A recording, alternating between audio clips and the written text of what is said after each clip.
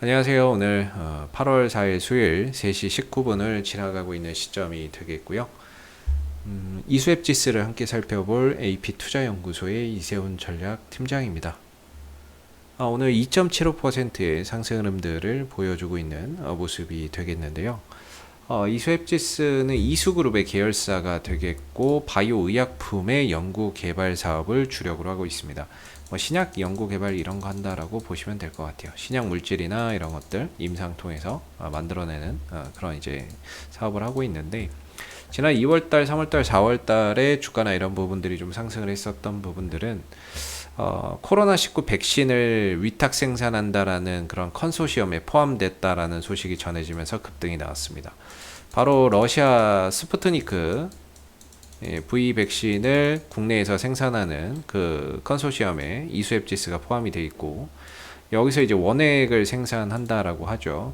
그래서 그 원액 생산을 이제 이수앱 지수가 맡아서 진행한다는 소식이 전해지면서 스푸트니크 V 백신 관련주로 급등이 나왔는데요.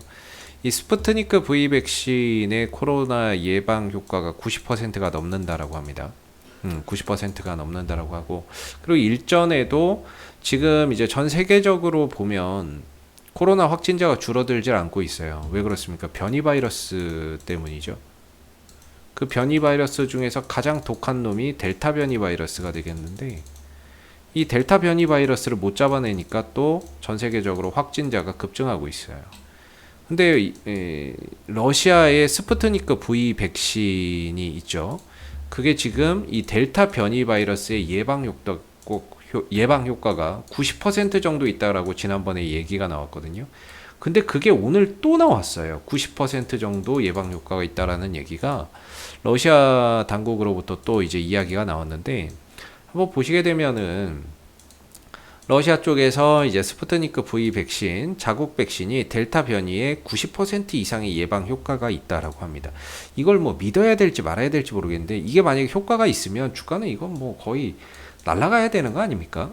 지금 전 세계적으로 이게 문제인데, 델타 변이. 델타 변이 바이러스를 완벽하게 예방할 수 있는 백신은 현재 존재하지 않습니다.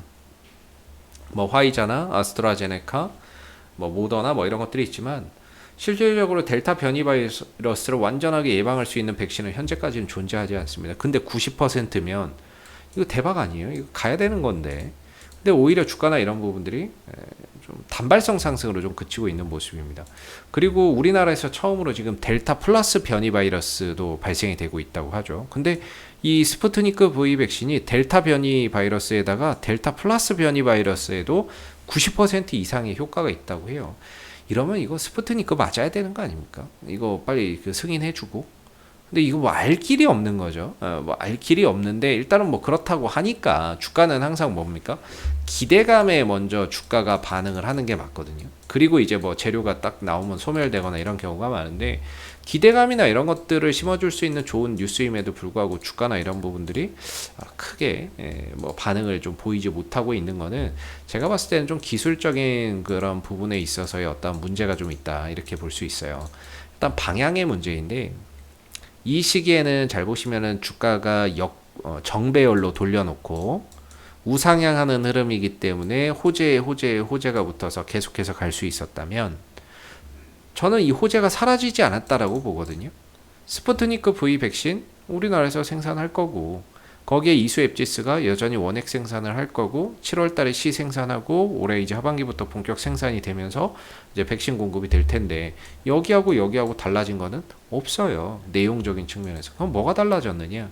일단은 시장에서의 어떤 관심이나, 그 다음에 이 종목의 어떤 거래량이나 수급적인 부분들은 분명히 좀 달라졌고, 그 다음에 기술적인 흐름들에 있어서도 변화가 왔다라는 거죠. 그래서 스푸트니크 V 백신을 생산한다는 점에 있어서는 지난 2월, 3월과 현재 이런 흐름들에서는 전혀 변한 건 없지만, 이때는 기대감이나 이런 것들이 주가를 강하게 끌어올렸던 부분이고, 이후에는 그런 부분들이 주가를 더 이상 끌어올리지 못하는 그런 이제 상황인 거죠.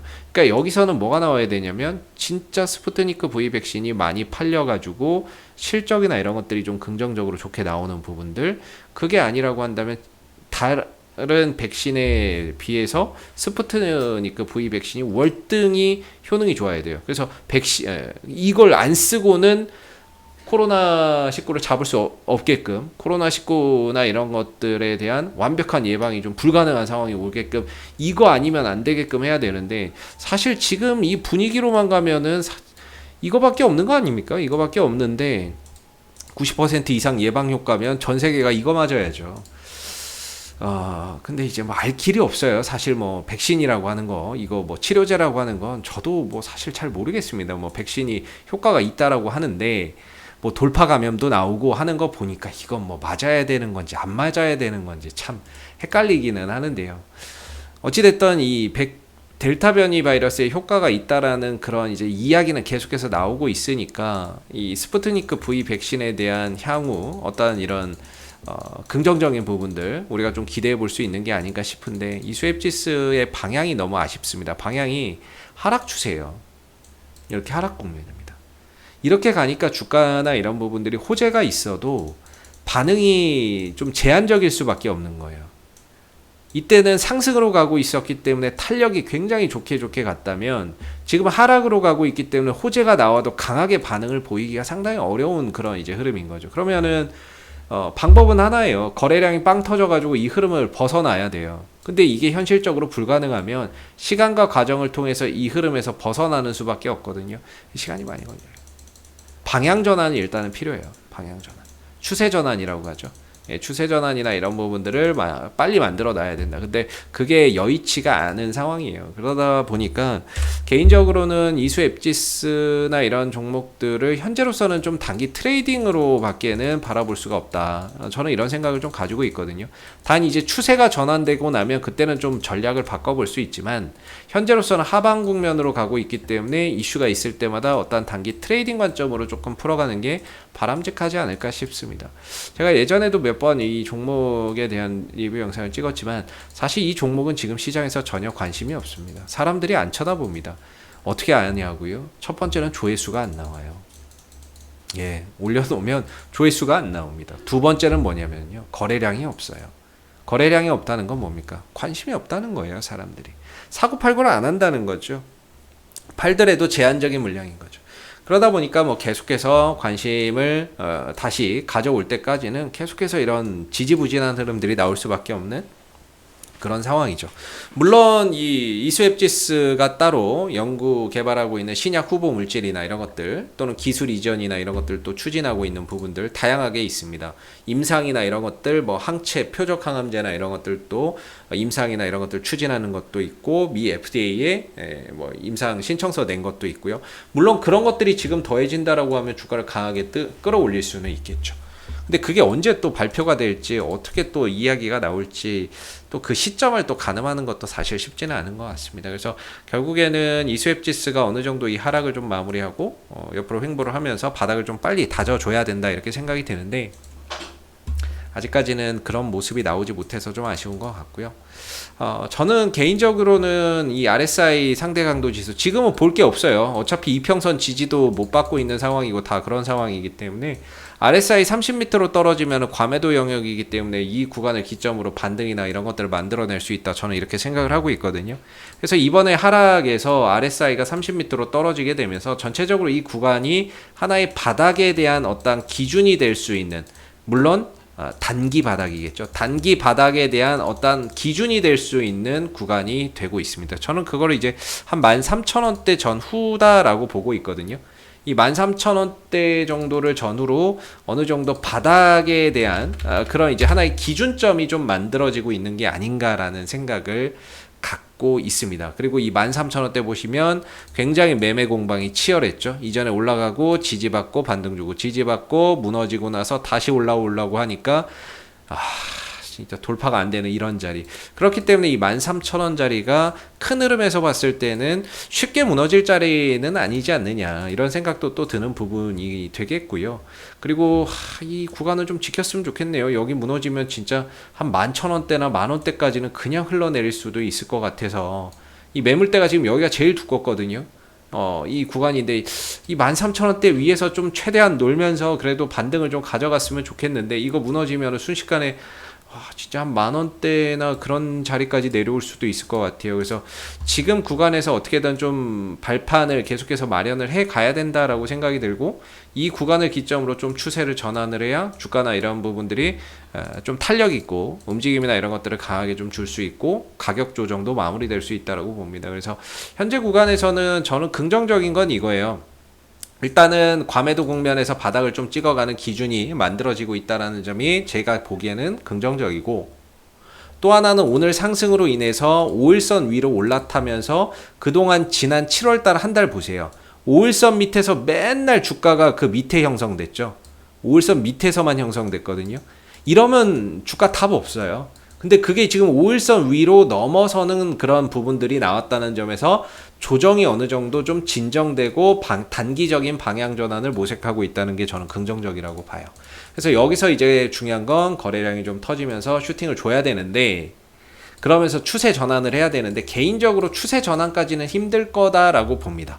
대신에 이제 좀 더 추가 반등이나 이런 부분들을 만들어낸다라고 한다면 저는 1차적으로 한 14,500원 뭐 이런 자리까지는 그래도 기술적 반등이 가능하지 않을까 싶고, 여기서 이제 어떤 재료가 붙느냐에 따라서 최대 16,000원대 부근까지도 상승폭을 좀 확장할 수 있을 거예요. 근데 이게 만약에 저기까지 간다 하더라도 방향 전환은 힘들다, 이렇게 보거든요. 왜냐면 이러는 형국이니까. 지금 보시면 이렇게 저점은 계속해서 낮아지고 있는 형국이고 고점도 낮아지고 있는 형국이기 때문에 반등이 나오면서 슈팅을 준다라고 해도 이거 이상으로 넘어가는 거는 쉽지는 않을 거다, 저는 이렇게 생각을 해요.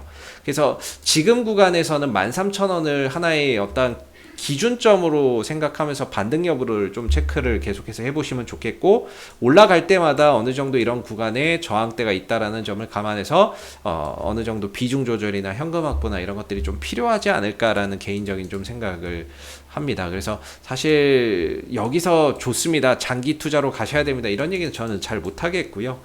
방향성 자체가 하방이기 때문에 좀 더 밀려도 사실 할 말은 없습니다. 그래서 트레이딩 관점에서 봐야 된다라고 말씀을 드릴 수밖에 없는 것 같고, 다만 지금 13,000원대를 기점으로 어느 정도 하방 경직이 만들어지기 때문에 이 구간을 기점으로의 어떤 반등이나 이런 부분들을 계속해서 한번 체크해 보시면서 올라올 때마다 비중 조절이나 물려 계신 분들이 있다면 그 반등을 이용해서 현금 확보나 이런 것들을 해 나가시는 그런 전략이 필요할 것 같고요. 그리고 시간이 지나서 이 추세가 하락에서 좀 벗어나게 된다면 그때 가서는 좀 더 종목을 스윙이나 중기적인 관점 상황을 보면서 그런 식으로 조금 더 넓혀가는 그런 전략이 가능하지 않을까라는 생각이 듭니다. 그래서 지금은 반등은 좀 가능할 수 있는 그런 영역이라고 생각이 들고, 반등이 나왔을 때는 이런 이평선부터 추세적인 부분들이 다 저항이기 때문에 비중을 좀 줄이는 그런 전략 속에서 대응이 필요할 것 같다, 이렇게 좀 말씀을 드리겠고요. 스푸트니크 V 백신 생산이 이제 본격화되고, 그 부분에서 이제 델타 변이 바이러스에 대한 어떤 뭐라고 해야 될까요? 델타 변이 바이러스에 대한 확실한 효능 뭐 이런 부분도 입증받고 또 식약처로부터 또 승인받고, 그렇게 되면은 충분히 지금 이 흐름에서도 벗어날 수 있는 그런 가능성 이런 것들은 충분히 있다라고 저는 생각을 하고 있는데, 시간은 좀 많이 걸릴 것 같습니다. 힘들 내시고요. 이상 AP투자연구소 이세훈 전략팀장이었고요. 구독과 좋아요 한번 부탁드리겠습니다. 감사합니다. 그리고 네이버에서 AP투자연구소를 검색하시면 웹사이트 상단에 AP투자연구소 홈페이지 링크가 나옵니다. 클릭하시면 AP투자연구소 홈페이지로 접속하실 수가 있는데요. 가운데 무료 추천 종목 카테고리에 2021년 무료 추천 종목을 클릭하시면 김용재 소장님께서 매일매일 국내외 시황에 대한 실시간 브리핑과 함께 댓글로 무료 추천 종목을 드리고 있습니다. 하나 눌러서 들어가 보면요, 댓글 리딩은 아침 7시 35분부터 진행이 되었고요. 간밤에 있었던 미 증시에 대한 시황들 그리고 간략한 내용들을 이렇게 댓글로서 적어 드리고 있는 부분들이 되겠고, 9시가 되게 되면은 이제 무료 추천 종목이 나오게 됩니다. 그래서 9시 무료 추천 종목의 종목명, 그 다음에 매수가, 1차 목표가, 손절가 이렇게 제시가 되고요. 매일 아침 두 종목에서 세 종목씩 무료로 이렇게 공개가 되고 있기 때문에 추천 종목이 필요하신 분들은 이 무료 추천 종목을 활용해 보시면 좋겠고요. 그리고 또 저희가 이제 이번에 테마주 검색기라고 하는 무료 어플리케이션을 개발을 해서 누구나 좀 사용할 수 있게끔 이렇게 배포를 하고 있습니다. 보시면은 뭐 안드로이드 버전, 아이폰 버전, 윈도우 PC 버전 이렇게 세 가지가 있고요. 그날 시장에서의 어떤 주도 테마라든지 당일 강세 테마, 그 다음에 시장에 존재하는 모든 테마를 이 테마주 검색기에 담았습니다. 이렇게 테마주 검색기에 담았고요. 누구나 이제 다운로드해서 활용할 수 있는 부분들이기 때문에 주식 매매 하시면서 여러분들 많은 도움 받아 가시면 좋겠습니다. 감사합니다.